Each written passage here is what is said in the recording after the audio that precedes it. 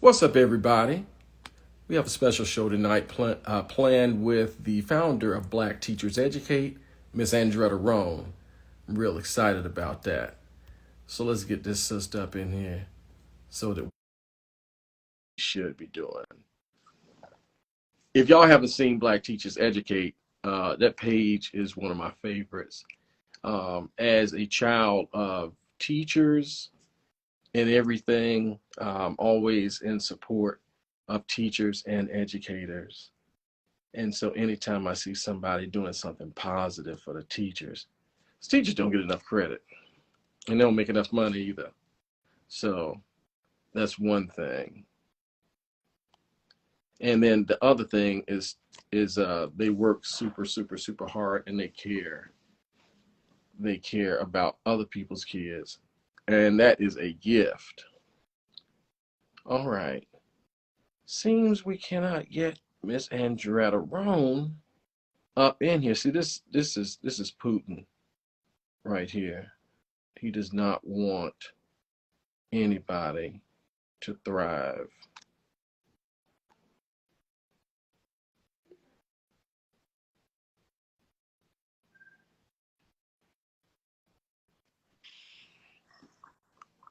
Won't he do it? Yay! Man, you know, Andretta, for a second, I thought that Putin had like put some cyber stuff on. Now, Putin. Because you know Putin crazy. You know what I'm saying? How you doing? I'm wonderful. How are you? Let me scoot back a little so I'm not so close. How are you doing? I'm doing well. I'm doing well. Can I tell you something? Sure. I'm so excited to talk to you because I love your page. Your page be going off.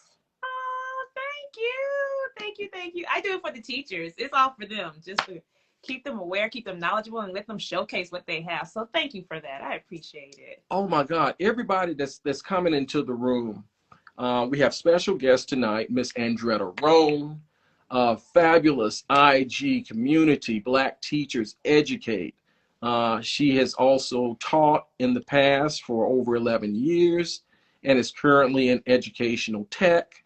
And we're going to get into all of that. But Miss Andretta Rhone, can you tell us simply, who is Andretta Rhone? Oh my gosh, I love that question because it's so many layers. But I'm honestly a simple girl. When I say simple, I'm your down to earth girl. I am from the South of Atlanta area, born and raised. I still reside in South Atlanta, so it's home for me. I'm a youngest of two. I have an older brother. I got into education when I went to Alabama A&M University. That's where I majored in elementary education. Shout out to all fellow alums at AAMU. Yes, AAMU in the building. Forever a bulldog, a mighty, mighty bulldog. Yeah. All right. So yeah, but if you was to catch me on a regular day, Andretta is a girl who loves to work out, so she's gonna go work out no matter what. She's gonna play with her 3 dogs because I love animals, and I will rather stay at home and chill. I'm an introvert at times and watch a little TV, but if you see me out and about, know that is a personal choice. Okay, I hear you. I love everything you just said because let me tell you, so much of my family went to Alabama A&M. I'm from Chattanooga, but my uncle and aunt, my grandma, sister, and brother went to Alabama A&M, and I got 3 little cousins at Alabama A&M right now. Your family, then? What are you talking about? Yeah, no doubt, no doubt. I can complain about financial aid just as good as y'all can. Absolutely. You know. You done heard it all. Wow. Yeah, but the other thing too, my mom was a teacher. My mama taught for 25 years in secondary, and she was a counselor for 12 thereafter in the inner city schools. You know what I'm saying? And so the empathy and love that she had for the kids, when I see you doing what you're doing, I'm like, man, teachers should have been done had. You know how we say been done had that for the longest time. How did you tell us about growing up? Who were your most profound influences? Oh, wow. And just before I even go depth into that, your mother's history sounds similar to mine because my mother was an educator as well. And she taught for, I can't say the exact number, I don't remember, but after her, I want to say 20 something years, then she transitioned to being a school counselor. She went back to school to get her Yeah. So Yeah. yeah. So she became a school counselor, but influence as far as education was my parents. My mother was a classroom teacher. My father went to school for education and did it for a couple of years, and then he moved into entrepreneurship. But my father was very good at teaching and instructing my brother and I. He was very patient. And so I saw how he did, how he just instructed us and just how growing up and raising us. And then I, of course, saw my mother every day. She was a middle school education, middle school teacher, social studies, I believe. And she did that in Alabama as well as here in Georgia. So she did that for years. So those were my exemplars growing up. And Okay, because now. patient, they were both very kind. And I saw them take back then, thinking about this is like the 80s and 90s, like teaching kids then. I was just like, okay, did I really know I was going to ever go into it? No, you never know. Right? You never know when you just be like, okay, you play school as a kid, but once I got to A&M, it all made sense, and that was the direction I went. Okay. You say you're from South Atlanta. Do I take that to mean you're from the SWATs? Kind of, sort of. So I'm South Atlanta as far as you're gonna get South Fulton from me. Okay. Okay. Okay. So I stay in South Fulton as well. Okay. All right. All right. Andretta, South Fultonite to South Fultonite, that camera they got over there on West Stubbs. I don't know if you have over there, but they got a camera that they charging all kind of tickets for. But we'll talk about that another day. Yeah, You know.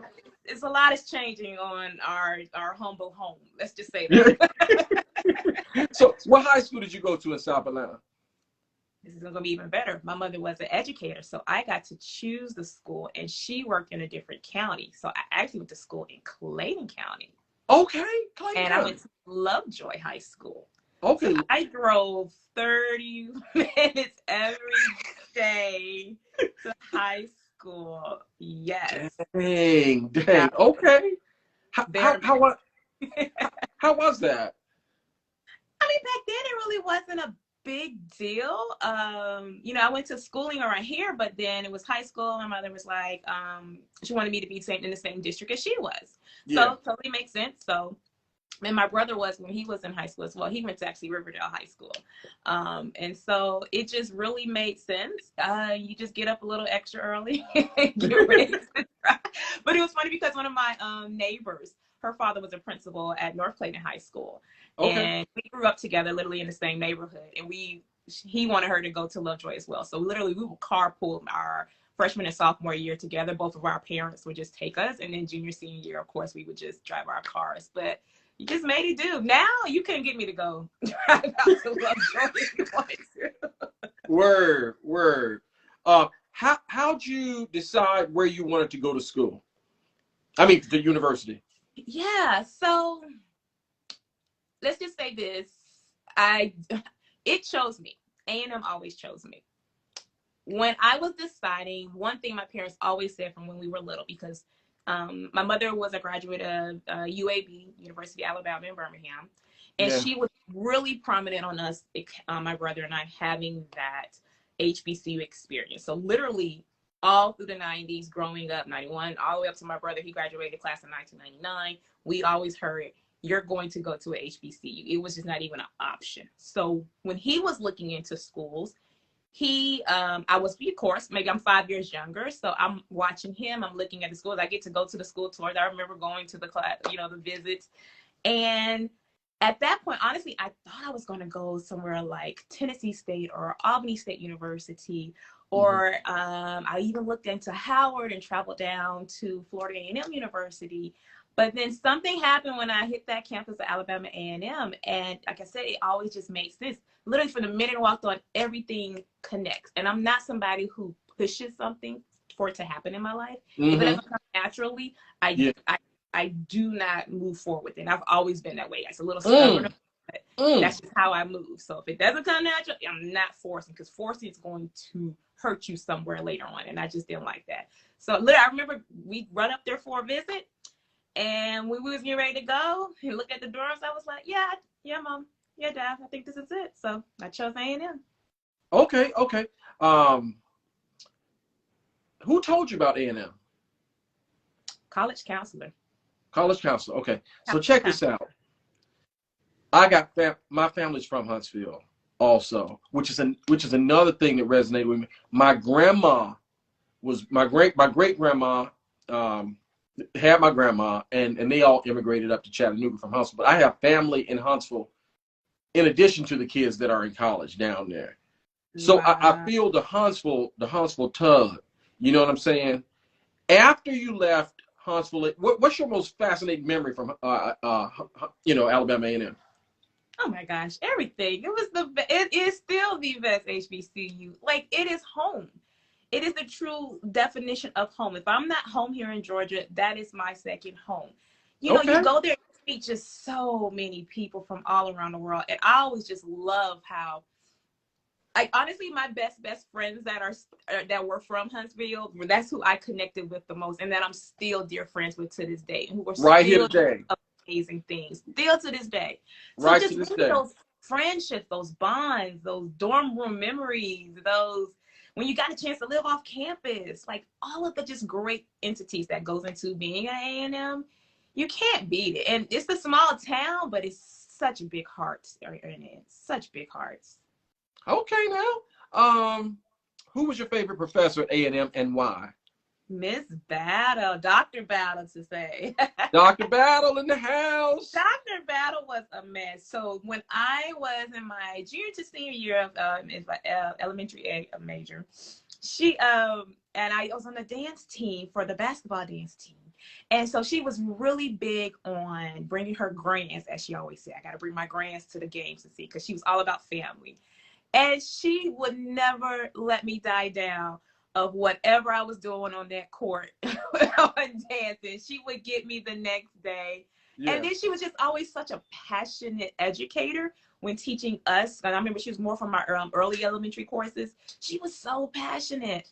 And it just really inspired me. But when I tell you Miss Battle was the funniest, she was like a grandma who was not going to be a grandma, because she was stylish, she was Okay. kind, she Yeah. was very stern, but Miss Battle was the girl. I loved her, and I can't leave one of them off. Dr. Walton. Dr. Doc, Walton was my Dr. Walton in the Dr. house. They were some amazing Black women back then that we didn't even recognize their power. We really did it. Now tell us a little snippet about Dr. Walton too. Oh my gosh, she is. I gotta send her this. When I tell you, she was the. So I remember she came from Mobile, Alabama, from South Alabama too, and she was when she got the position at A&M, and she just came with so much oomph and energy. But she was probably the realest professor I had. But she always saw a light in me and in my peers, and she always identified it. Mm-hmm. Could you call Miss Walton from jail? She would pick up, yes. And Okay, probably roll up and be like, my baby didn't even do anything. right. Okay, so we know how cool Miss Walton. But you call Miss Walton from jail when you and your folk get into some nonsense. Okay, she a real one. All the way, and does not play. And she's overseas now, still teaching. Like, she's still teaching overseas. It's like she never stops, and her evolution was that. But she was that girl. Miss Walton she was everything. It still is. Okay. Take us. Where did you go after A&M? So when I graduated, I literally went straight into teaching. I actually stayed and taught in Decatur, Alabama. Mm-hmm. I did. You're not gonna believe this. I got family from Decatur, Alabama. Real talk. My cousin that's in my house right now, her mama's from Decatur, Alabama. Really? 12 siblings, and half of their kids live in Atlanta. Really? Yeah, no doubt. That's crazy. Oh my gosh, yes. So that was the first. That was my first position. That's where I interviewed first, and that's where I started. So that was my. But I only did 1 year there. It was very culture shock for me. And I really wasn't prepared for that culture shock. I'm just coming out of school. I just want to teach. I'm excited to teach. And I was able to teach, but culturally it was a super shock. Just because I come from, middle class working family, and I was servicing students and families that I had never heard the term owed money before. Mm. until I went to Decatur, Alabama. And so culture shock for me is at best to say. But it was a great learning experience. So yeah. Okay. So you stayed there for a year. At what point did you came back to Atlanta right after that? And where were you teaching? Then I came back to Atlanta and decided I'd try it again, and I went to charter schools. So Okay. I How was decided that? it was really great. It was super great. It was, whew, like I said, it was probably 7, 8 years ago when I started that out. So when charters were really just starting to take over, or not say take over, but be known more, the charter style. So I went to a true charter school. Shout out to anybody who worked at Kendesi. So it was in the heart. It was in the heart of Atlanta. But when I walked in, the teachers, it was a small school. It was 2 teachers in a classroom. One taught math, one taught ELA and social studies on the other side. So it was a split room concept. So it was totally different. So I didn't have 20, 15, 17, kids at a time. I only had, I believe the model was 6 to 8. So I did that for, I'm gonna say 4 to 5 years, and then I switched back and went to public. Okay. What were the differences that you noticed immediately, if any, with that switch? Students wise, as far as demographics, because even though the distance between one school and the other, as far as charter to the public, they were probably less than 15 miles away from each other, so communities are close. But as far as student access, that was another severely culture shock, because I was used to providing for students and giving them something, teaching them, and them really understanding and appreciating it. And when I went to public, it was totally different as far as the students understanding the appreciation of something as simple as a pencil. Because what I learned is that they were so used to you're going to always get a free book bag. You're going to always get free markers. You're going to always get free this. So why am I going to take care of something if I know I'm going to get something else right behind it? So that was a shock for me, because I'm such a giver when I'm helping my students, but I didn't have to do much with my charter school students. Their parents were lottery to get into it. So that means you got to put a little bit more effort and work to getting their child into school. So you're going to take really cautious and make sure that they're fully prepared. When I went to that public school, not all public schools, but I went to that public school, it was super challenging for me to just kind of really understand that concept and teaching them, like, you got to take care of the things that you have, because it's not always going to mean you're going to get something else. So that was a different culture shock in that aspect. Okay. So how long were you at public schools, teaching? Then that was collectively 5 years. 5 years. Okay. So, but eventually you made a transition to a different, you pivoted within the educational space. What are you doing now? I did. Now I work in the ed tech field. So basically ed tech has so many compartments in it. So I'm in your talent division, and I am a talent specialist within the ed tech company. And people are like, what is ed tech? So think of your class dojo, think of your any program that you're using, map testing, anything with that we use in schools. Yeah. Seesaw, Power School. Those are all considered ed tech. IXL. All of it. Class. Okay. Class dojo, Remind, IXL. Yes. Every single thing that you have to log in, and then get your students to log in, and then all their names populate on the screen. Those are considered ed company. So I work for ed tech company, and I am in their talent division. And so what I get the honor to do is basically hire people by looking for talent and recruiting them for the company based on what the company needs are for. How were you able to transition into that field, out of curiosity? Honestly, I'm gonna be honest, it was super easy for me, because I had been speaking it and wanted to do that for some years. So what I did was strategically plan it out. I'm really big on research. I'm not a big jump around person. This is why I stayed at one school for 4 years or 5 years. I did my research to learn what companies need. I did my research to learn what kind of skills that I do have as an educator, how will they transfer to other fields. And literally I lined them up with maybe 2 to 3 companies, applied for them, and that's how I ended up in ed tech. Okay. At what point did you give birth to Black Teachers Educate?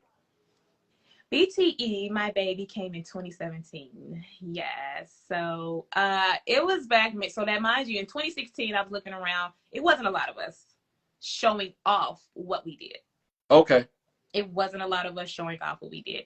And honestly, I was in a place in my classroom, I'll never forget, I was trying to find ideas for, I believe it was like a bulletin board I wanted to do.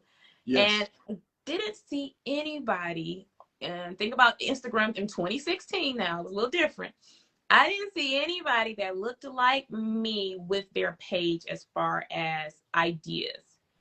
So you go to Pinterest, and I looked at Pinterest again. I'm still not seeing anybody like me. But I'm like, yo, I have some dope coworkers in my building, like, and they're doing cool things, but I'm just trying to find some inspiration elsewhere. And I just couldn't find inspiration. I just couldn't.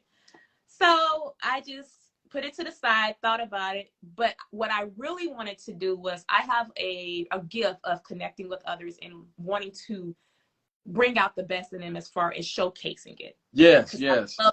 Let me show you this. Okay, let me put you on so somebody else can see it, and hopefully you continue to pass it on. Yes. So that was my vision with it. Let me get whatever you're doing in your classroom, let me get it to show to somebody else, and hopefully somebody else will see it. And now we have over 14,000 people that can look at the greatness that you do, whether it's the clothes that you wear, yes, you're doing with your students. yes. And then different companies. We have worked with so many different companies that just support us. And when they come and they reach out to me, I have a plethora of educators that I can connect them with for just interviews or just anything that they possibly would not have had unless an outlet was created for them.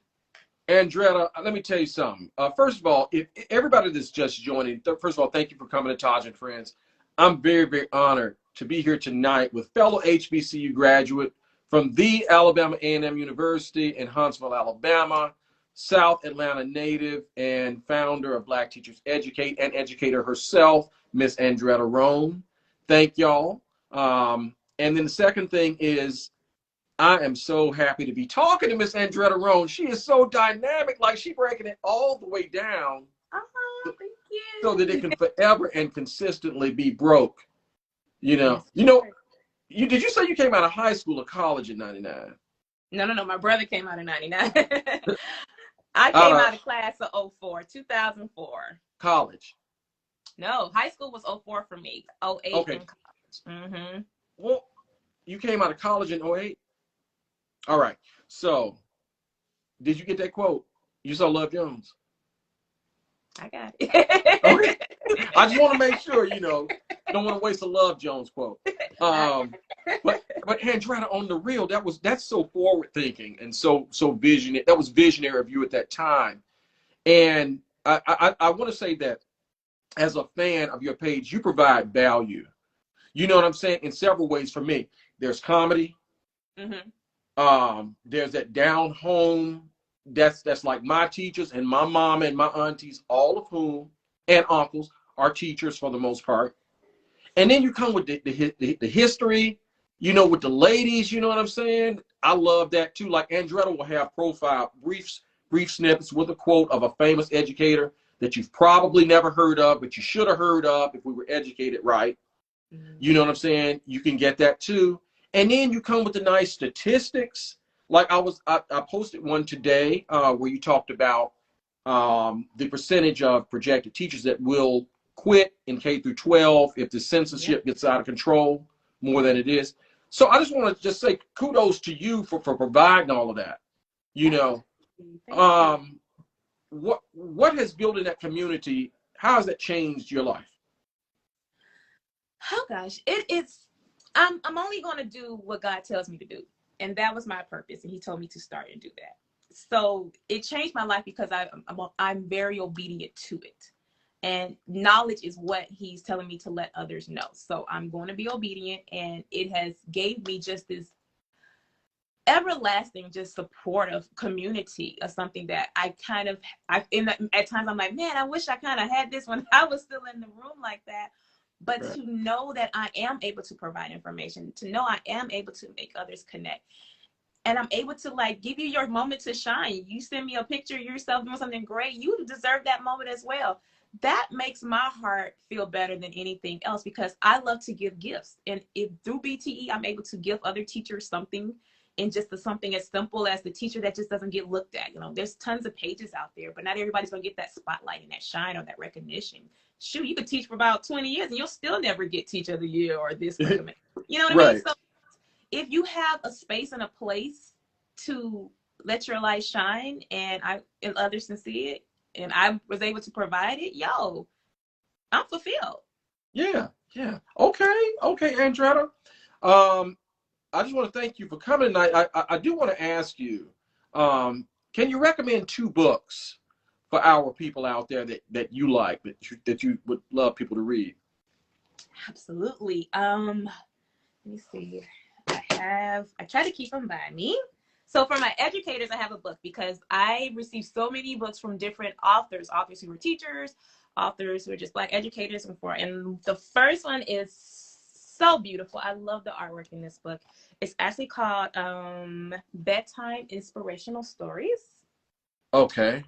And when I tell you guys, I want you guys to read this book, because if you get the opportunity to show this to your students or family or just for yourself, the author of this book, L.A. Amber, she sent it to me. Y'all, when I tell you, if I was the author, this was just so inspiring. She literally has put over 50 trailblazing African-American heroes that have lived in our time. And What? honestly, I'll just go back to it just because she has Sammy Davis, Junior, Margaret S. Collins. And like you said earlier, I post a lot of people that you probably don't know as educators. This book here is, even though it could be for children, it is super insightful for adults as well. Because look at it. I mean, you can't beat the color. You can't beat the artwork. You can't beat the details. So I love if you guys, and I'll definitely send this out to check it out. It's called Bedtime Inspirational Stories, and she has 3 different versions, and it's for 50 trailblazing Black heroes who made. All right, I'm writing it in right now, so that people get. Who's the author again? L.A. Amber. L.A. Amber. Mm-hmm. I love it. I'm gonna get that for my son. Hold on, I'm almost done writing this in. Absolutely, take your time. And she has 3 different versions. Oh gosh, and she's been sending me her books for a couple of years now. So if you got an opportunity to order all of them, it's just a good resource to have in your home library, your school library. Yeah. Mm-hmm. How can you not just go to it and see images of us? Just beautiful colors. So that's my first book that I would love to recommend. I wanted to tell you real fast, Andretta, you have a couple of comments in here that I want to share. JFancy_ says, as a first year teacher, it's very helpful. So thank you for BTE. Thank you. That warms my heart. I appreciate that. She also said, my school is ran by Black male leadership, and I enjoy that. I do not, however, enjoy the curriculum. For me, it's really not helpful to our brown babies who have experienced such a change during this time. Okay. Ooh, yeah. All right. And she's currently teaching at a charter school in Detroit. And I read those comments backward, by the way, because I'm scrolling upward. Okay, no problem. Okay. So the second book. Second book. Second book is called Soror. Okay. I'm sure every Black woman on here want to read that one. But this book here, Soror, just came out. It was written by Tony Rhone III. And it is, if you are like really good and you like a good storyline with some, not drama, but some got you thinking a little bit like, oh, hold up. Now, wait now.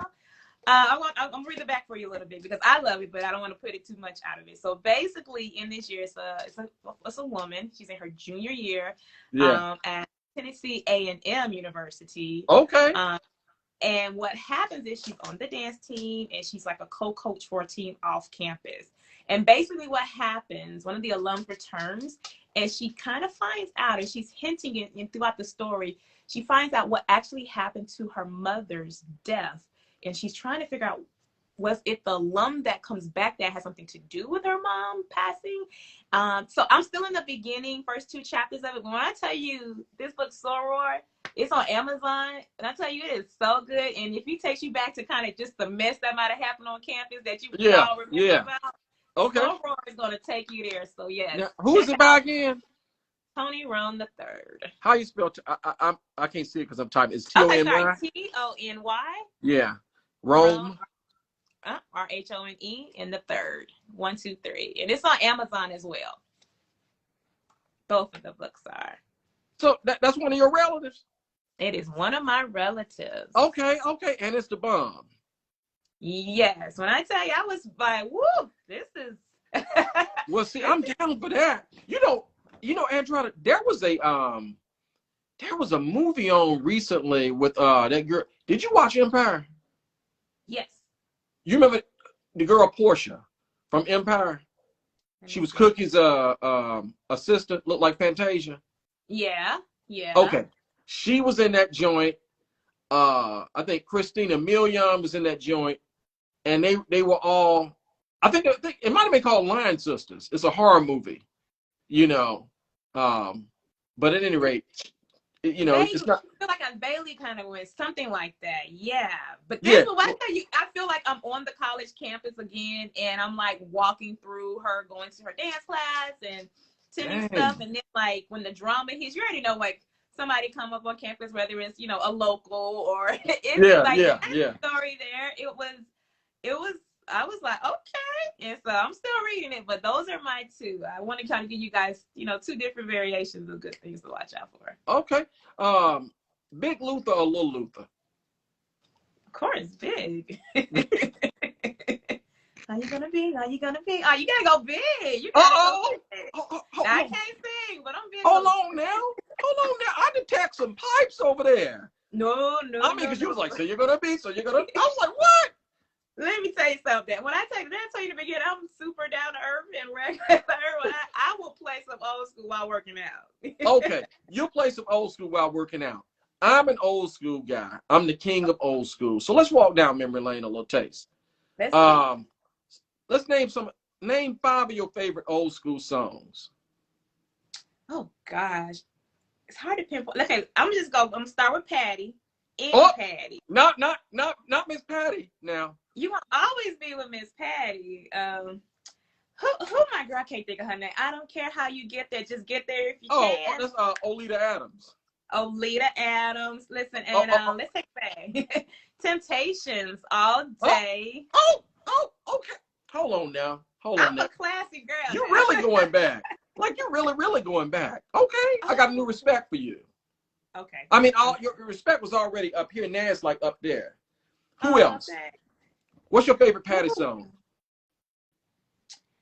Oh gosh, honey, I'm a Patty. I need them arms to go up and them shoulders to go. So whenever she in the mood, and the shoes flying off too. Honey, that's the best part. Okay, Andretta. Now see, we're gonna take it back home. We're gonna come out of the university and take it back home. Okay. Now I want you to finish this sentence.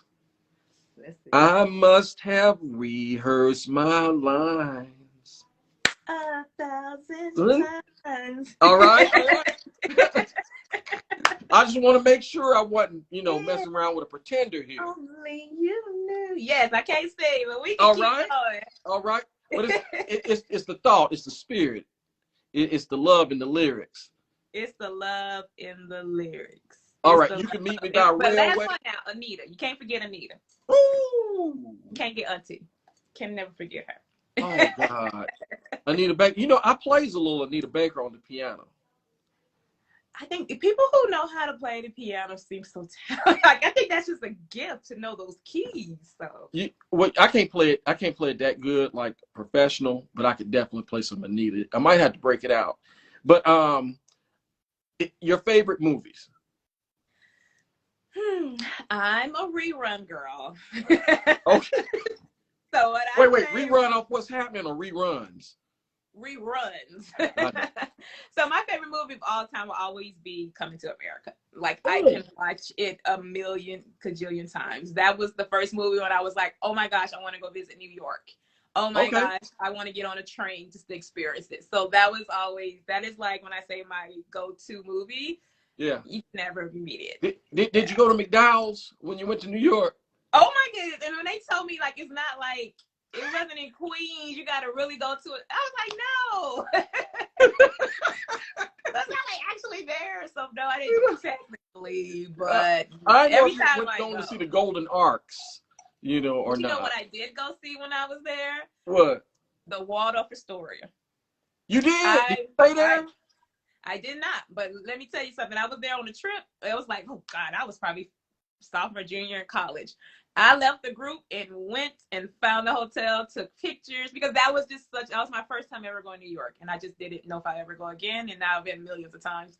But I had to go get a picture of that because it was from my favorite movie. That's so dope. Did you like the sequel? I did. Okay, I wasn't okay. on it. And I'm going to say, I was against it. I was like, oh God, I don't want them to redo it. But Right. But it was funny. I laughed when I tell you the characters committed. Wesley Snipes committed to his role, so Yeah. they didn't let me down. So yeah, it was great. Speaking of Wesley Snipes, did you see him in that new series he did with Kevin Hart? Did I? Oh, that wasn't it? Did you like it? I did. It was great, right? Amazing. When I People tell weren't you, even talking about it, Andretta. You know, Andretta, this is what I meant to tell you. Before we even started the interview, I was like, you know what? I'm going to call her Andretta Rhone. Because see, up there in Chattanooga, where I'm from, that's how you were like, who's that on the phone? Andretta Rhone? Do people call you Andretta Rhone, or they just say Dretta? Oh my God, you already know. So family all calls me Dretta. Yeah. College people, for all my college friends, they still call me Dretta too. But if you know me, Andretta all the way. But I love how you say Andretta Rhone. That's it. That's my name. And Andretta Rhone. Like I just knew I would be Andretta Rhone. You know what I'm saying? So you thought that Kevin Hart Wesley Snipes joint was good. I did. I did too. People's craft, and you could tell they were so invested in those characters. Yeah, that's true. That's true. Are you watching that new Bel-Air?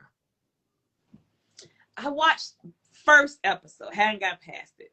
Really? What didn't you like about it? Again, I'm such a traditional. I like the way they're changing Hillary and Ashley and some of the things with Uncle Phil was just like, I don't know. I do want to get more back into it, like try it out again. But that first episode, I was like, this is gonna be totally different than the original. So, but I'm gonna give it another try. I think you should. I mean, because I, as a fan of the show, I would also say that I was having some of the same reservations in the first episode, right?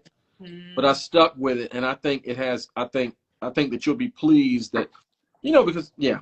So just let me know what you think on that. Okay. And then the final thing I want to ask is, do you have something that you want to say to any young teachers that may be out there, or conversely, some people that may be wanting to pivot to a new experience like you did, and perhaps have trepidation, or somebody that just needs encouragement in the teaching field? What would you say? Oh, I love that. That's how we're ending. And like a side note, because I have transitioned and I did it well, and I was very truthful in my transition. I had so many educators reached out to me, more so on LinkedIn. I'm not gonna say more so. It was over 300 people teachers reached out just to get assistance and guidance of idea of how to really support their next steps. And for those who are wanting to transition, I want to tell you that it is okay. You don't feel down on yourself. It is okay to change. It is okay to try something new. It is okay if you made the decision, or you are thinking about, or you're pondering what's next for your career. It's okay. And I don't want you to allow anyone or any outsiders kind of tear you away from your decision if that's your decision. We know your heart as an educator. You will always be an educator no matter where you are, what you do in this world.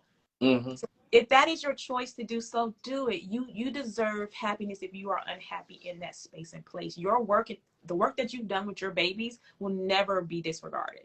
And for those who are just entering, it is an amazing field. It is an amazing career, and you get to work aside some amazing people. Be patient with yourself. Be gentle. You're learning. Every day is going to be something new. Don't get down on yourself and celebrate your wins. Celebrate your wins with yourself and celebrate your wins with your students, because at the end of the day, they need you and you need yourself to be your best. So don't discredit all that you're doing. It's going to get easier. It's going to get better. And guys, guess what? It's almost May. It's almost June. You're almost there. Keep going. Keep going. And I say that because spring break is around the corner for some, and some haven't had it, but it is hard, guys. I know many people are not going back. I get the emails. I read them. I respond. I get it. But you're in a career to change lives. And if you've been placed there, fulfill that mission until that mission is up. And there you have it from Miss Andretta Rhone. Andretta Rhone, I'm going to tell you, you have been one of my best guests ever. I'm so happy that you came up in here. You know, we Black folk, we got to throw in a few extra prepositions and conjunctions and those things. We have to stack those. You know, so I'm glad you came up off over in here with us tonight. Everybody, thank y'all for showing up. If you're not following Andretta, follow her at Black Teachers _educate, where you can find her. I will be reposting the books that she recommended, and just support teachers wherever you are. And if you're a teacher, thank you. Keep going. It put food on my table and kept me on the right path, being a child of teachers and from a family of educators. Thank you, Andretta, and you have a wonderful night. Thank you, guys. Have a good one. Talk to everybody soon. All right. Bye, y'all. Bye.